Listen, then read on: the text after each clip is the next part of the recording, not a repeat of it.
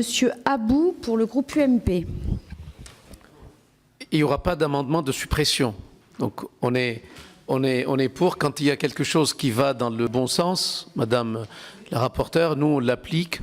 Et c'est vrai que cela fait des années qu'on attend une réglementation nationale à ce niveau. Comme l'a dit ma collègue, beaucoup de communes le font déjà.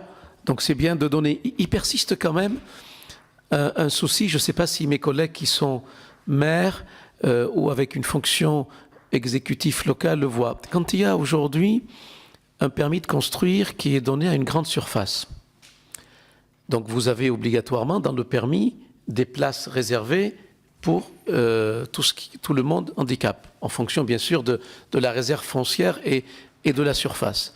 Et j'ai appris, et je ne le savais pas, que quand il y a effectivement des infractions ou des voitures donc, qui viennent prendre ces places donc réservées aux personnes à mobilité réduite, le personnel, les vigiles, la sécurité, les responsables de cette surface commerciale ne peuvent pas et ne doivent pas verbaliser. Et ils sont obligés systématiquement de passer par l'autorité communale pour voir verbaliser. Et je trouve ça complètement scandaleux parce que le résultat de tout cela, c'est que dans les grandes surfaces, on le voit aujourd'hui, tout le monde laisse tomber et que ces personnes-là prennent systématiquement les places. Donc je regrette qu'on n'a pas pu envisager ce côté, c'est une partie, mais peut-être lors de la discussion dans l'hémicycle, on peut l'envisager, parce qu'aujourd'hui, les privés n'ont pas le droit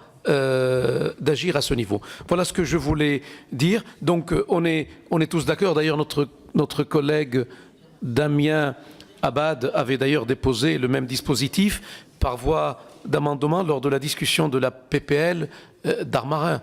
Et c'est vrai, on a vu un peu les résultats.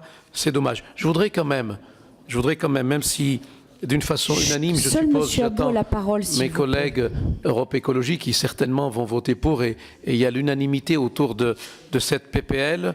Je voudrais quand même rappeler que le 3 novembre dernier, dans notre Assemblée, nous nous sommes insurgés tous contre le fait que l'État a siphonné 29 millions d'euros dans les caisses du Fonds pour l'insertion des personnes handicapées dans la fonction publique. Rappelez-vous, et on a voté contre, donc c'est un peu dommage. Aujourd'hui, c'est une PPL qui va dans le bon sens et à l'encontre de ce qui a été décidé. Donc on ne peut qu'applaudir, même si, comme l'a dit, il y a beaucoup de communes qui l'appliquent déjà, mais c'est bien de donner une voie plus réglementaire et plus générale à ce niveau. Merci. Merci, Monsieur Abou.